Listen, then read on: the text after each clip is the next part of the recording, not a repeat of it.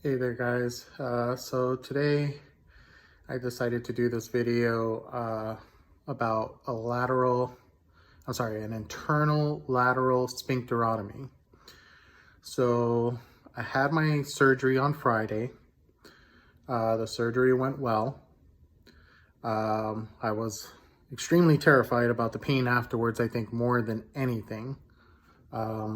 Probably like most of you, I've watched several videos on YouTube trying to get an idea of what I should do and what I can do to prepare for my surgery to try to make it as smooth and as painless as possible. It's no walk in the park. I'm sure anybody who's dealt with an anal fissure or has had to have this surgery fully understands what I'm talking about. So for myself, my situation started back on September 1st, 2020. Today's date is November 23rd, 3 days post-op surgery. When I did this originally, when I did the surgery on Friday, prior to the surgery, I had to do a bowel prep. There's basically this liquid drink you drink. It's two 6-ounce bottles that you put in the cup, and then you fill the rest with water. And then you have to drink 2 16-ounce glasses of water, or basically 2 water bottles, directly after that within an hour's period of time. And you do that one day before the surgery, and then the day of the surgery, you do the same thing, and you want to do it probably about 7 hours, 8 hours prior to the actual surgery time to give you enough time to flush out your system.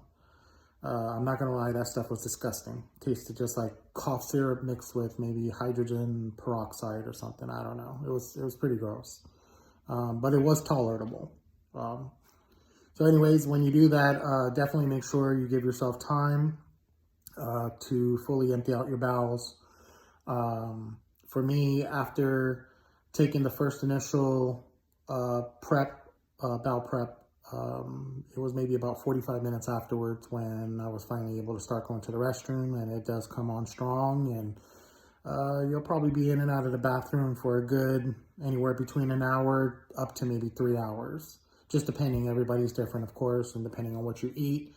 One of the key factors I can recommend, which is extremely important, and I think what made my situation just a tad bit easier, is you definitely want to have a high fiber diet prior to the surgery and continue that after surgery. High fiber diet, anything like apples, pears, applesauce, pinto beans, there's a variety of different stuff, broccoli, you can go online and just look up high fiber diet, and of course, you can adjust it and choose things that you like, just as long as it's high in fiber. For me, myself, I personally drank like probably a 2 liter of Dr. Pepper a day, most of my life. And I haven't had not a drop of soda since September 23rd, and still haven't. So for me, that's a major accomplishment. I've been on pretty much nothing but water, and apple juice is also very good because it's a clear liquid. You want to stay away from greasy foods, so no fast food, no fried foods, no spicy foods, nothing that's going to irritate you when you're using the restroom, because again, if you haven't had one before, or you're going through this currently, or know someone who is, it is extremely painful. It is. I'm not going to lie whatsoever. But having that high fiber diet does help a lot. So anyways, I ended up having let me back up. So when it all first started, I tried using a lot of over-the-counter creams first. I thought it was just hemorrhoids. And so I didn't want to go to the doctor. I'm not much for going to the doctor. I figure, okay, it's just hemorrhoids. I'll just have to treat it with different, hemorrhoidal cream, preparation H, pads, tucks, whatever. I tried pretty much everything out on the market. Nothing was helping at all. After about 2 weeks, I'd say, it was September 18th, actually. I ended up going to urgent care when my symptoms weren't getting better. I was prescribed some like cream for hemorrhoids. At that point, it wasn't diagnosed as a fissure. So I was given some cream for hemorrhoids. I was told, you know, get rest, eat a high fiber diet. So I started doing all those things.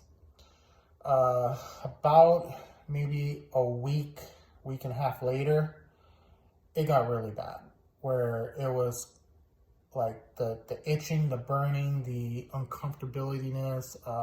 I literally could only go outside for about 5 minutes to try to walk my dog, and at times had to come right back into the house to jump into a bathtub, you know, just to try to relieve some of the pain. Sitz baths are going to be your best friend. I lie not. Sitz baths will be your best friend. It is a big help for me, at least in my situation. And every doctor is going to recommend that to you. So again, after about a week and a half, I ended up going to my primary care doctor and saw him.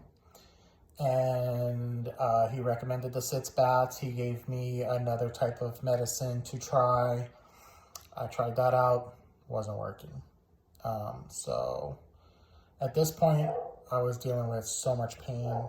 For myself, luckily at the time, I wasn't working, where it could have interfered with my work. But for anybody who has to deal with this and go to work as well, I totally sympathize with you. It is extremely uncomfortable, extremely painful, debilitating, you know. So anyways, afterwards, I ended up still being in pain. After seeing my primary care doctor, I decided to go to the hospital. So I went to the hospital, went to emergency. The nurse there took a look at me, or the doctor who, you know, that was there. And she said I had inflamed hemorrhoids. She wasn't sure if I had an anal fissure, what I was describing, what I was going through, and how the medicines were not helping me. Led her to believe that, but she wasn't a colorectal surgeon or a GI specialist. So she recommended me see a colorectal surgeon, which I did. The doctor is awesome. So basically, I saw him. He examined me. By this point, I already pretty much diagnosed myself that it wasn't hemorrhoids. I had an anal fissure. So none of the other doctors could confirm it. I basically confirmed myself, just based on my symptoms, how I was reacting to stuff and not reacting to stuff, and how much time had actually passed. So I saw my colorectal surgeon. He confirmed after looking that it was an anal fissure, and he prescribed a compound. It's kind of like an ointment that I had to get from a special pharmacy. It wasn't covered by my insurance, but it was only $40, so, you know, hey, $40 is nothing when you're in pain like that. So I went ahead and got the ointment. I used it regularly. I followed all the directions. I stayed on a high fiber diet, drinking lots of water. You know, should be drinking 5 or more bottles of water a day. Basically 100 milliliters or more a day of water is what you should be taking. And eating a high fiber diet. Anyways, I continued taking the compound. I saw my colorectal surgeon through various appointments over the next several weeks, and I was still not getting relief. It was still painful, uncomfortable. My anal sphincter was extremely tight, which was one of the main contributing factors to why I was not reacting to the medicines I was getting or getting better. Because there was no blood circulation getting down there. So my colorectal doctor said, okay, you know, let's continue using the ointment, and, you know, then at that point, if it's not working, we can go ahead and schedule surgery for a internal lateral sphincterotomy. So the last thing I wanted to do was have a surgery. You know, it's terrifying enough to have pain, let alone have a surgery. But then if you're having surgery on your butt, you know, who wants to have that? Obviously, my main concerns were losing control of my bowels.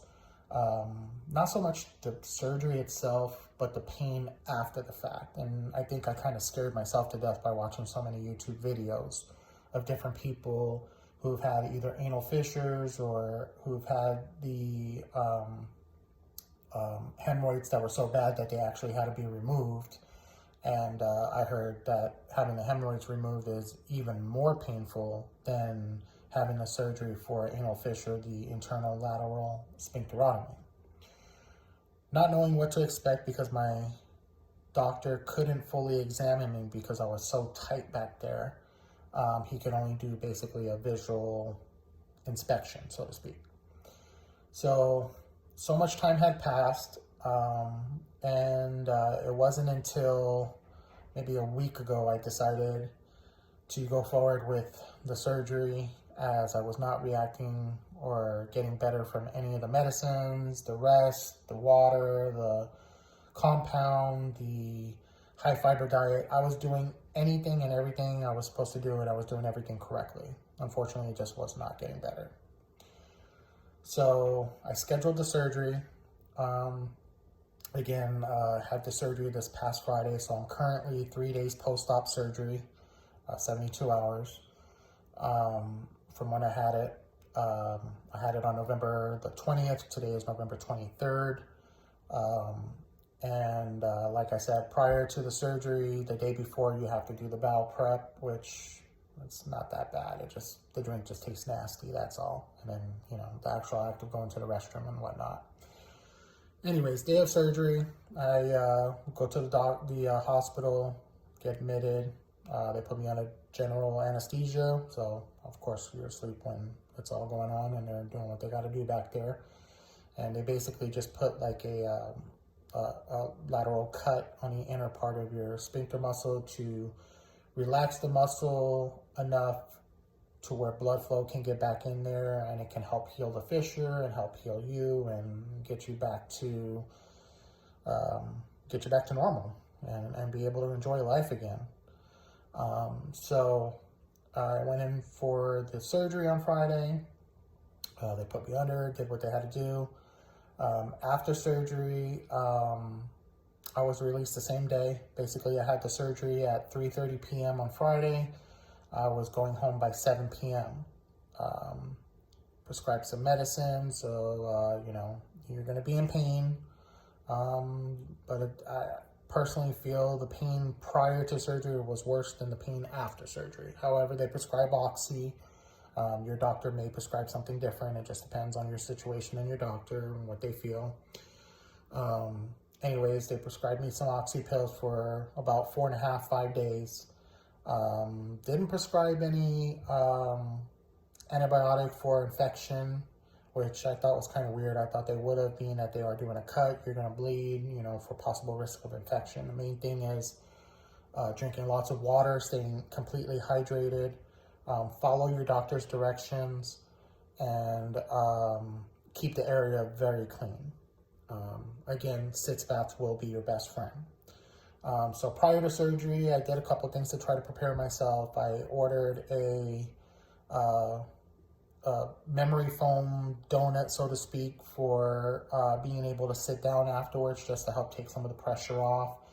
I ordered a portable bidet. I got all this stuff off at AmazonPrime.com. It wasn't very expensive. I paid like $20 for the donut, and it was a little bit of a better one. It wasn't an inflatable one. Again, it's memory foam. It also has like a tailbone support and whatnot, but it's washable. It works pretty good actually.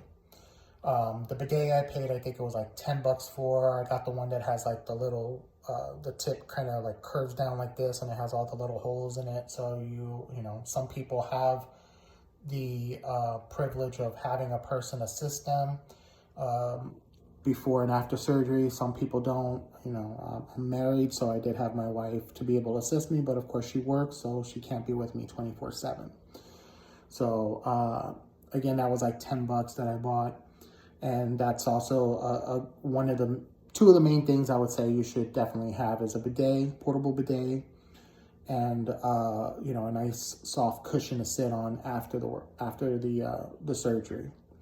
Another thing they gave me at the hospital that they said to help is you want to put like some guys are embarrassed about it. It's not an embarrassing thing when you're trying to get yourself better, but They basically gave you like what girls use when they have their period, like a maxi pad or something, just to put back there so you don't bleed through your clothes, and also to help with infection and such like that. So they gave me some of those, and you know, you just basically put it in your backside of your underwear, closer to your upper buttocks, not in the same spot like a female would put it in their underwear. Obviously, two different areas, two different reasons, two different people. But you basically put it back there. They're sticky. They stick right to your underwear, whether you're wearing boxers or whether you wear briefs, you know, either or. You just set it into what's most convenient and comfortable for you. And that's pretty much it. So then after surgery, you come home. Basically what you want to do is, when you have your bowel movements, you want to have your bidet ready. Some people have the sitz bath that just sits on top of a toilet. For me, luckily I have an 80-gallon room and bathtub, so I can actually fit in it comfortably. So I didn't need the actual sitz bath that goes on top of a toilet. So basically what you do is use the restroom. What I found easiest, less messy, and most comfortable for me is I would use the restroom. I had like a, just basic water squirt bottle that you would use like if you were wetting your hair, or like when people go to get their haircuts and they wet you with that water spray bottle. I just use that on the toilet paper and dab. Do not wipe, otherwise you will feel pain. And it's not suggested to wipe because if the paper shreds up, it could get stuck in there, and that could be another issue. But just lightly wet it, your toilet paper, and just dab back there just to take any of the bulky excess stool that you may have back there. And I know this sounds gross, but hey, if you're going through this is what you're going to deal with. So prepare yourself, just deal with it. Basically you go ahead and wet the toilet paper, dab it there, and then what I do right after that is I go straight from there right into the shower, and I grab my bidet, I fill it up. At least I do it 3 times. Some people could do it 2, some may have to do it more. It just depends on how you're using the restroom. But I find that 3 times is pretty sufficient enough. And you basically just fill it up 3 times with some warm water. Don't use cold water, but warm water. You don't want it extremely hot. You don't want it really cold. Good warm water, put it in there, and you spray back there. If you have a wife or a family member that could assist you, well, let them assist you. The more help you have, the better. But if you're by yourself, or if your loved ones are at work or what have you, and you have to do this by yourself, having that bidet with that tip that's kind of tilted like that will make a big difference, where you can do these things on your own. So anyways, you go ahead and get in the shower, fill it up 3 times, kind of maybe spread your cheeks apart to the best of your ability. Don't overspread them, just spread them enough that you could get in there to make sure that you're cleaning it. Of course, you're not going to put the nozzle right against your anus. I'm just going to hold it a little bit back from there and just squeeze the bottle, and the water will shoot through there to kind of wash out. After you do that, the next thing I do, again, for me, I have a big bathtub. So what I do is, after I clean myself out, I kind of rinse the tub off a little bit if there's any excess there, to make sure you want to make sure you're sitting in a clean tub if you're using a bathtub. This way you don't put yourself susceptible to infections or anything. And I just crank that water on to a nice warm to hot temperature that you could tolerate. You don't want to burn yourself, but you don't want it cold either. And fill it like waist high, or whatever you could do in your bathtub, but you want to have it at least waist high if possible. And just soak in there for about 15-20 minutes. After I soak in there for about 15-20 minutes, I would go ahead and drain out the water, stand up, turn on the shower, take a shower. And when taking a shower, I'll repeat this, do not let soap get back there. If you do, it will be uncomfortable. It will sting, it will burn, it will be something you'll regret. I didn't do that, but I know what the possibilities are. So basically, when you take your shower, just get a washcloth or your sponge or whatever you use to clean yourself with, and just clean basically your front side and, maybe your legs or whatever, but don't clean between the cheeks back there or anything else. Just let water hit it, warm water hit it or whatever, but you don't want any soap getting back there. And then you get out of the tub and you go ahead and proceed to get dressed. Make sure you have your liner on. This is, of course, post-surgery. So this way, if there's any blood as you're laying down, it doesn't seep through your clothes, doesn't get an infection, nothing dirty gets back there, because you want to keep it as clean as possible. Now, one of the things that I wasn't expecting after surgery. So when I had the surgery, they didn't tell me they were going to stuff me with gauze back there. They didn't tell me they did it. They didn't tell me they left it back there. I didn't have my first bowel movement for 72 hours. In fact, I just had it this morning. I was able to have 2 so far. They're the first 2 that I've had since surgery, and it's been 72 hours. Again, they didn't tell me I had gauze back there. So after the first day, I thought I had to use the restroom because I was feeling a lot of pressure back there. And I tried to go and I couldn't go, and it was kind of freaking me out a little bit. You know, granted, I wasn't eating anything hard. After surgery, I ate pretty much jellos, no reds, no purples. So orange jello, lime jello is fine, but no reds and no purples. They even tell you that. Applesauce, I would suggest getting an organic applesauce, not like a Mott's or anything like that. Yeah, something's better than nothing, of course, but the less ingredients you have in there, the better. I prefer shopping at Whole Foods myself. So I got the organic applesauce 365 Whole Foods brand, and ate that. And so I had applesauce, I had pears that I would cut up and eat. I had the jello, pudding, mashed potatoes, not whole potatoes, but mashed potatoes, and nothing spicy. You don't want no spicy stuff. So, you know, definitely you can look online for high fiber diet foods, things that you can use post-surgery for internal lateral sphincterotomy. You know, try to stick to those things. So anyways, I wasn't sure why I wasn't pooping, if it was just the fact that I wasn't eating anything hard and I really had nothing to poop, or if it was due to the surgery or what. I am going to tell you, you are going to have some muscle spasms back there. If you never had them back there before, at first it will freak you out a little bit. It is a little uncomfortable. Nothing you can really do about it other than deal with it. They do go away though. They don't usually last forever. You'll get them in little spurts. Last night was a little rough. As I was trying to sleep, I felt, because I hadn't had a bowel movement yet, it felt as if I wanted to poop, but instead of pushing like you normally would for it to go out, it felt like it was going the other direction, like going in. That was very uncomfortable. Back to the whole gauze thing, as I previously mentioned, the doctors didn't tell me they were stuffing me with that. Nurses, nobody in the hospital said anything. I wasn't aware it was up there, so I felt like I was plugged up back there. And like I said, I tried to go to the bathroom after the first day and I couldn't. And it was uncomfortable. It was a little painful, but more discomfort, I think, than anything, feeling that pressure back there. And it was so deep in there that you couldn't even see it just looking in the mirror. It wasn't until I tried to go and I was pushing, and I was even scared to push because I didn't know to what extent I would be able to. I didn't want to re-injure anything back there or cause myself to bleed excessively and maybe hemorrhage or anything like that.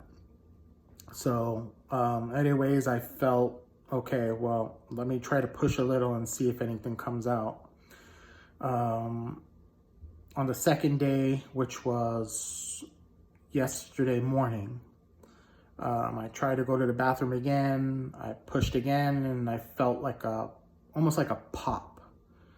And I heard something hit in the toilet. So at first it kind of scared me, but I felt like a lot of pressure release. So when I got up and I looked in the toilet, there was no poop. It was actually the gauze that they had stuffed in me that they didn't tell me. And at first I wasn't sure if it was a blood clot or what it was. So I just kind of took like a Q-tip or something just to try to lift it to see. And then I was able to realize, yes, this was gauze that was stuffed in me. And that's why I was feeling all that pressure. As soon as that came out, about half of my discomfort went away just from that by itself. Still wasn't having the bowel movement. And again, it took 3 days until this morning when I was finally able to go. And I was, of course, been terrified prior to surgery about my first bowel movement after surgery, because I didn't know how painful, how messy, how bloody, or what I was going to go through, or how it was going to be like. But it actually wasn't that bad. You'll feel a little pressure back there, and you're going to feel probably like you want to clench at first, just because of what you went through prior to surgery. And I did the same thing. I kind of clenched a little bit at first before I finally let that first one pass. And then after that, it was pretty fine. It wasn't that bad. And the main thing after that is making sure that you're staying very clean back there. You want to have, after surgery, at least 2 sitz baths a day, plus every time you have a bowel movement. So if you have 2 bowel movements in a day, you probably want to have about 4 sitz baths in a day. You know, again, everybody's different. This is what they suggest. I was already doing that pre-surgery, and I'm doing it after surgery. I'm trying to do anything and everything I can to have as little pain as possible and with the speediest, best recovery I can have. Again, prescription-wise, for post-surgery, I was prescribed Oxy for about a 4.5, 5-day supply. And then you definitely want to be taking stool softeners. They should have prescribed that to you prior to surgery, that you should have been taking already, and you want to continue taking after surgery as well. That'll just make passing stool a little bit easier in combination with the high-fiber diet. So, basically, I took in the Oxy for the first couple days. Last night, after having taking a sitz bath and getting out the shower, it was pretty late at night, close to midnight, and I started feeling a little dizzy, and I wasn't sure why. So that was a little scary. I don't know if maybe I just got up too fast, or if it was because I haven't had a chance to have a bowel movement yet because I was backed up, or what the deal was. But I did feel a little dizzy last night and considered going to the hospital. Today, like I said, it's been 72 hours post-surgery, and I finally had my first 2 bowel movements today. And again, they weren't as bad as I was expecting or what I thought it would be. I can't stress enough, eating a high-fiber diet, taking the sitz baths regularly, and keeping that area extremely clean as possible. And again, when you go to the restroom, don't wipe. If you have to do anything, you can dab lightly, but don't wipe. And take those baths afterwards. They're gonna help. And that's pretty much it. At this point, it's just a matter of going day by day until it gets better and fully heals up. You know, I was terrified about doing the surgery, and I have to say, from the pain that I was going through prior to surgery to what I'm going through now, and I'm sure if you watched other videos, probably heard the same thing, a lot of people saying the same thing. It wasn't as bad as what we anticipated, and the pain you have after surgery, as opposed to the pain you have prior surgery, it was worth doing the surgery. Some people say, oh, don't do the surgery, you know, try all these other things. But if you've already tried everything and so much time has passed, you know, some people just have to get the surgery if it's a chronic fissure like mine was. So that's pretty much it. I just wanted to make this video to maybe help others who may be going through what I've gone through, or preparing themselves to go through it if they're scheduling a surgery or debating whether to do a surgery or not for an internal sphincterotomy. If you've had a fissure, they're no fun whatsoever. It was the first time I ever got one. Mine happened because of constipation. One day I was, I guess, really plugged up and tried to pass a hard stool, and it was all downhill from there. So it's really impacted me and forced me to make some changes I never thought I could make before, as far as cutting out soda and greasy food and trying to take care of myself. And I'm going to continue this going forward, whether I get better. Well, I am getting better, but you know, regardless of my surgery or situation, I'm going to continue doing the high fiber diet just to try to make sure that I don't have this happen again. The high fiber diet, the sits, bats, everything is going to be your best friend, just like I said. So hopefully this video helped you guys. I know my eyes probably look a little droopy. That's just from all the medicines I was taking. I did decide, because the pain isn't so bad, especially now that I know I was able to have a bowel movement, I don't want to get addicted to Oxy or any of that kind of stuff. That's not something you want. Take it for as much as you need it. Follow your doctor's instructions first and foremost. I am not a doctor. I am just disclosing my experience. That's it, and that's all. If your doctor tells you to do something, do it. I'm just trying to give you some suggestions and an idea of what my situation was like and what I went through, and things that may be able to help you as well. So again, hopefully this video was helpful. I'll try to do another video maybe in about a week or so, just to see how things are. You know, I'm still having a little blood back there. It's been 3 days. Not a lot, just a little bit. But, you know, that's expected. It's normal, so don't freak out. If you're having bright red blood or a lot of blood, consult your doctor or go to the hospital or what have you if it's really bad. Or but if you're having a little blood, you know, that's expected. It is a surgery. There's going to be some discharge and what have you, and that's why they tell you put, like, you know, one of those women's maxi pad things back there, just so you don't get an infection and that it could absorb the blood and also protect your clothes. So that's pretty much it. Again, hopefully this video helped you. If so, give it a thumbs up and a like. And again, I'll try to do another video in a week or so. But I just want to put this out there. It is something you can get through. You know, don't freak out about the surgery as much as I did. I overwatched a lot of stuff on YouTube, and I think I scared myself more from watching so many different videos and stuff than what it actually was. Again, everybody's experience is different. So for me, this is what it was. So I just want to, you know, sign off with that. You know, make sure you keep your area clean. You know, take care of yourself, stay on that high fiber diet, drink lots and lots and lots, and I'll say this again, lots of water.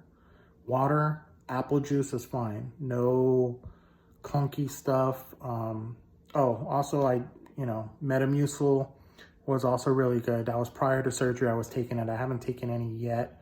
I'm doing it more with natural fruits, and that's what's kind of suggested after surgery.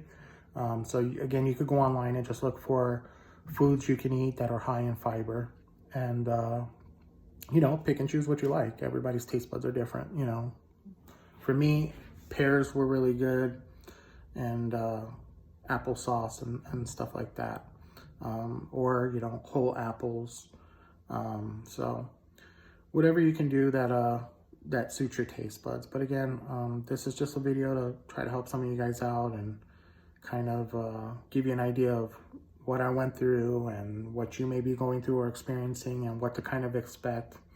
And then probably in maybe about 2 weeks, I'll follow up with my doctor and, you know, have him take a look-see back there and see where it's at.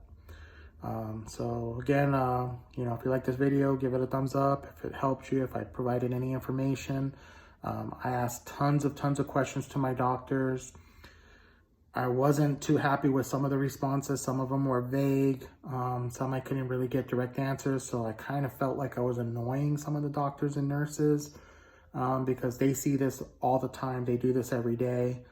So to them, it's, you know, they know what to expect and it's probably no big deal to them. But to the person who's going through it, who maybe never experienced it, hey, you're going to be terrified. You're going to be scared. And that's natural. You know, it's expected. So try to think of all the questions you can ask. And, you know, if you have any questions, you can, you know, put them in the comments below and I'll try to check them periodically and try to answer any questions if I can. Again, I'm not a doctor, and by no means should you avoid what your doctor tells you. Listen to what your doctor says. They are the specialist. If you're having this done, see a colorectal surgeon. I was suggested a gastrointestinal doctor, a GI doctor at first, but after other recommendations at the hospital, I decided to just go directly to a colorectal surgeon, which was the better move to do. And that's what I would suggest to you if you're going through this, anal fissure or anything like that, or have really bad hemorrhoids that are exposed and swollen and, you know, just itching, discomfort, just everything, you know, see a colorectal surgeon. The GI doctor's only going to be able to do so much. Well, anyways, guys, that's it. Hopefully this video was helpful. Again, if you have any questions or comments, you can leave them in the comments below, and I will try to follow up with another video in about a week or so, and see where I'm at. All right. Hopefully this helps. Take care, guys. Bye.